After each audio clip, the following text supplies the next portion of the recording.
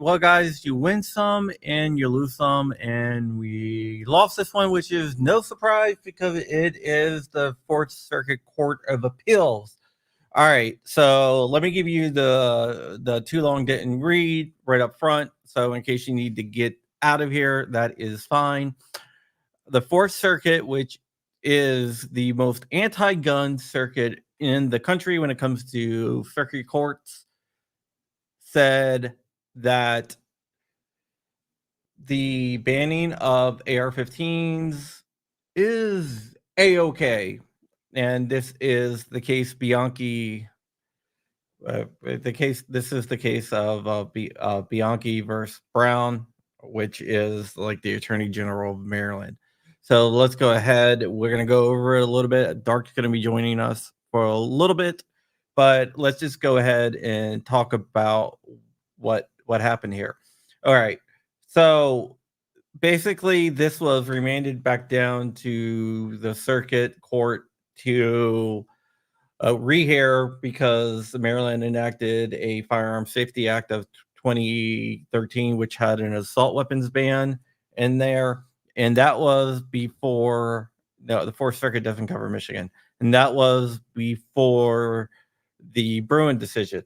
So it went up to the Supreme Court, and the Supreme Court said you have to rule on this using Bruin, which it looks like the Fourth Circuit didn't do. Let's get into what the Maryland Firearm Safety Act of 2013 did. It banned AR-15s, AK-47s, and also Barrett's 50 cal rifles. So yeah, I'm going to go ahead and share this. We're going to read through a lot of it. The decision is extremely long. That's not it right there. Sorry. Let me just go back. And I lost my, there it is. Application window.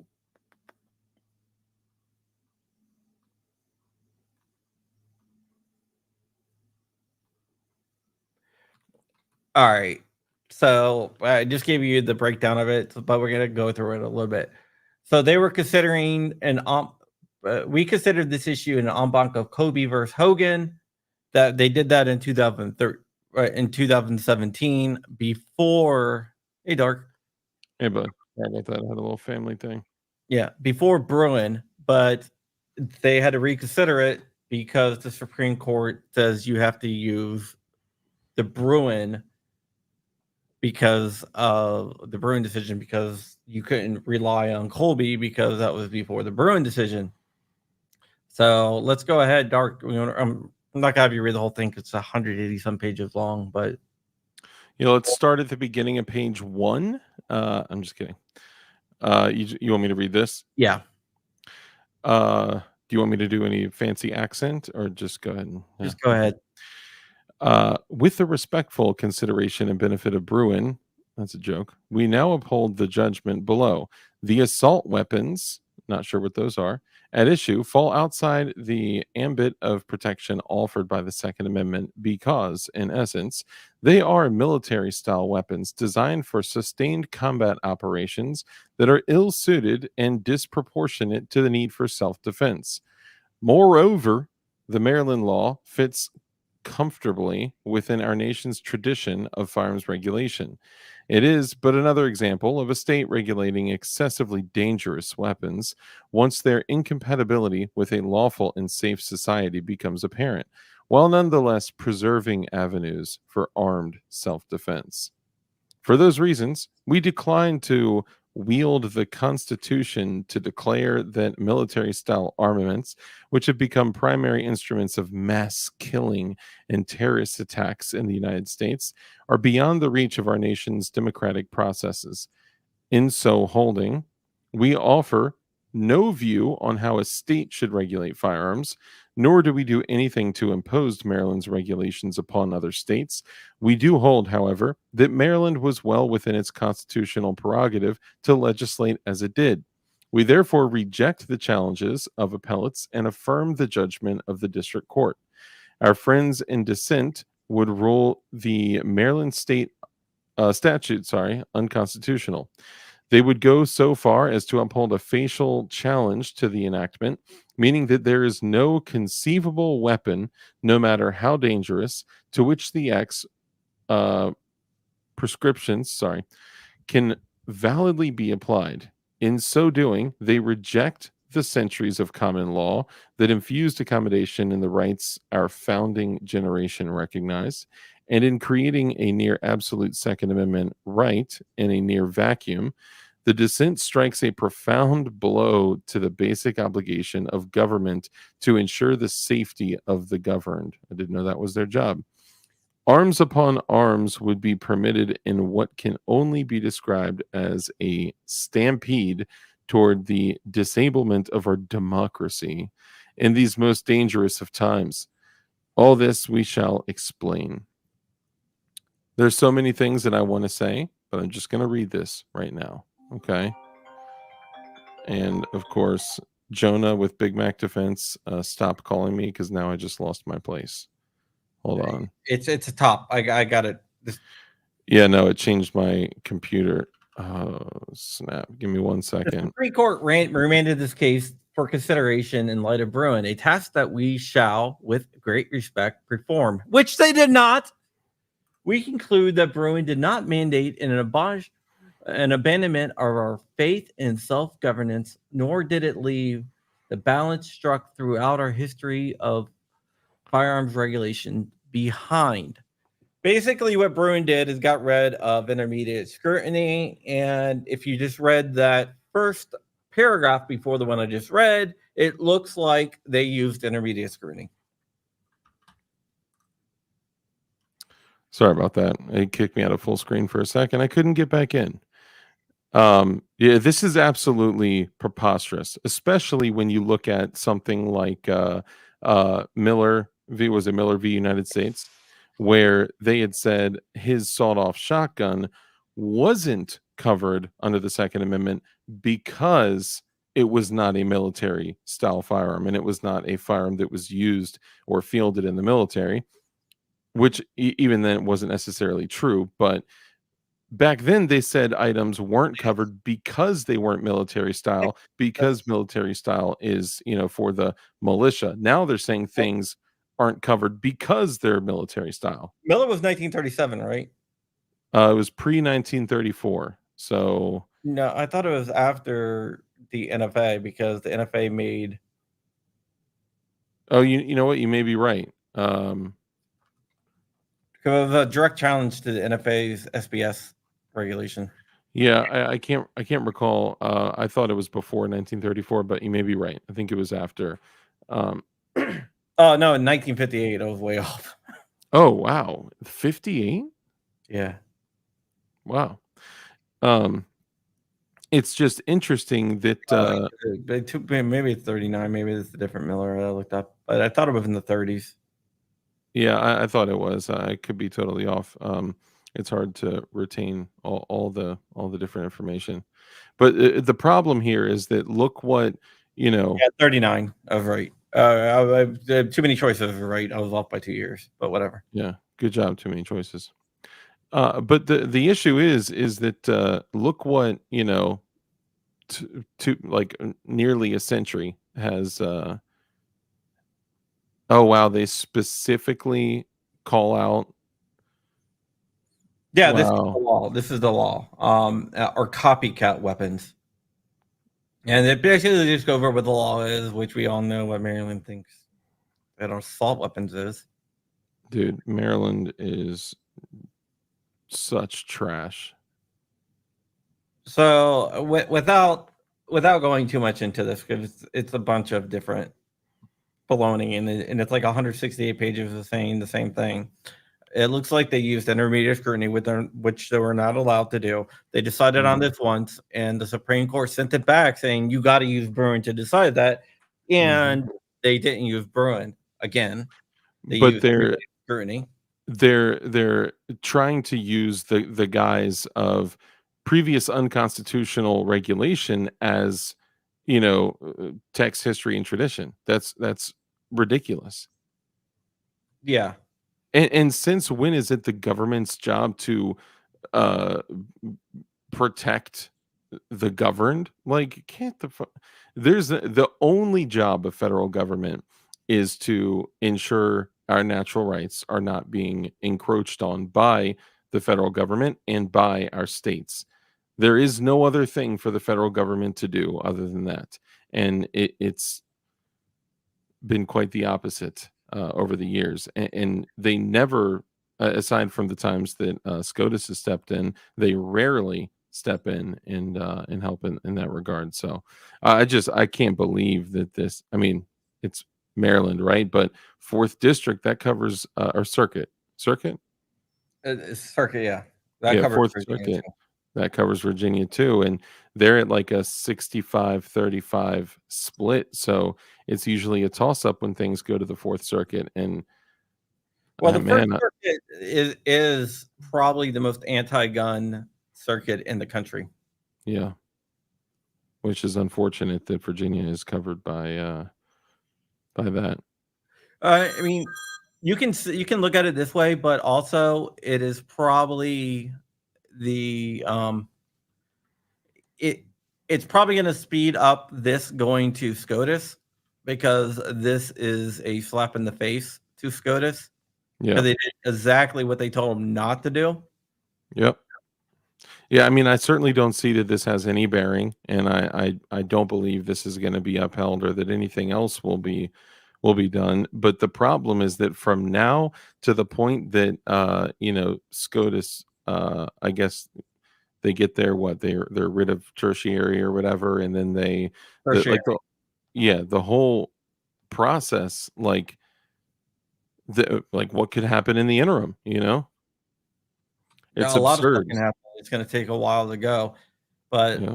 Look what happened with dude, look what happened with frames and receivers, okay? Obviously, looking at my wall in the background here, 80% firearms are important to me, right? I've been a gun builder for a long time, and that's what my channel was, a lot about a lot in the beginning until YouTube changed their thing. But anyway, look what has happened not only to gun building since, the same kind of thing happened with frames. It's different. It was the ATF, but it is nearly killed the gun building industry because we're waiting for SCOTUS to rule on it. Like, this is their way. This is, in my opinion, this is lawfare. This is them going to war with industries they don't like, companies they don't like, and they're attacking the citizens of the People's Republic of Maryland. This is absurd, and this is nowadays this is what they do. You want to kill gun building, you go after the frames, and then boom, you kill the entire industry. DLD hardware is basically hanging by a thread, and I know all these other companies are feeling the same thing, and this is their way to attack these companies. And these put Beretta moved out of Maryland, right? It's just absurd that this is continuing. They'll never stop. yeah, it really does. What they want to do is they want to hurt us as much as possible in the shortest time Mm. possible because they know that they're on the clock. One of these is going to get it up to the Supreme Court, and the Supreme Court will overturn it. I absolutely believe that. That is one of the reasons why the whole entire restructuring of the Supreme Court is so important to the Democrats because they know that they will lose when it goes there. So they Yeah. want to strip the Supreme Court of their power so they can pass their draconian laws and enforce their draconian laws, Hmm. including this one. This is so yeah, Yeah. Absolutely absurd. yeah. So this is was originally known as Bianchi versus Frosch or Bianchi versus Brown, depending on when it was, because every time like the AG for Maryland changes, the case changes names. Yeah. Well, thanks for sharing. It's unfortunate news, but we got to look at the wins and the losses, and we've had a lot of wins. Um, I know that There will be setbacks, but oh, this might get us to SCOTUS now because I am guaranteeing you that Firearms Policy Coalition and Second Amendment Foundation, which are the two that back this, um, will file for writ of certiorari, and that I think that is a case that SCOTUS might be willing to take up and settle this once and for all. And yeah, I know Alito wants a case about this. I know that Thomas wants a case about this. All you need is two other justices because it takes four justices to grant cert. yeah, And I think we might have those. yeah. Well, we shall see. And it's one of the reasons why. I mean, I don't like Donald Trump, but I am voting for Donald Trump because we need to have good judges. And one of the most important things a president can do is appoint a good judge. And Hmm. looking at who's going to appoint the better judge, will it be Harris or Trump? And I think Trump wins at appointing the judge. Hands down. Yeah. 100, I believe, is what the kids say nowadays. I thought it was 1,000. Sure, it could be. I guess. Maybe it is 100. I don't know. I think it's 100 because it's like 100%. Like Uh, the little 100 emoji. What about common use? Well, they said their argument is that it doesn't matter because they are inherently dangerous. Inherently dangerous. Usually dangerous. All right, so let's have a quick breakdown of this. So it was what 2023. There were under 400 deaths from all rifles, in existence. Okay, All long guns, yeah, all long guns. including shotguns. So shotguns, rifles, all that. Thank you. So all long guns killed less than 400 people. It was like 371 people last year. Um, There were over 100,000, and I think that's wildly underreported. There were over 100,000 fentanyl deaths. What's the problem? Ban the fentanyl. We need to ban fentanyl. Yeah, It is banned. It is illegal. What are you talking about? What do you actually think that you're going to achieve with this? Right? We have so many other problems. One, two, how does every other way that we've gone about making things legal or illegal not shown you the truth that criminals are going to crim, bad people are going to do bad? Like you can't stop this, and all you're going to do is make people like me commit felonies because I'm not giving up shit for shit. Excuse my language. And if they would like to come procure my firearms, they could do so. They'll just have to take my ammo first. Just saying. and you're kind of right, dogs. Yes, and my RC chassis Tannerite dogs. Just kidding. gasoline sprinklers. Just kidding. That's a joke. All jokes. Sorry, I'm not looking at chat right now because I'm on full screen. So, everyone out there that's from my channel, DLD After Dark, thank you. Appreciate you guys. Love y'all. And thank you, everyone that tuned in from John Crump News, John Crump Live. We need to make sure that we're active in the fight, even if that means you start a channel, start a YouTube channel, start a Rumble channel, so do something to get engaged and work with great organizations like the GOA Yeah. and get involved, get engaged. I am about to release a video a little bit later on when this came out. RCDX. Yep, Modern Warfare. Yeah. Uh, that's going to be talking about Rich's case because Rich is suing Florida with GOA. Mm-hmm. Our own Flying Rich is suing Florida with GOA over open carry. That video was supposed to drop, but this broke, so we had to break in with this. I'm editing the video right now, and with that, I think we're gonna get out of there so I can go edit the video. I gotta go up to the store and get some stuff, and I got like 3 articles right now, or 4 articles. Yeah. Check out my article on AMLN right now. That's another thing I got to do a video on too.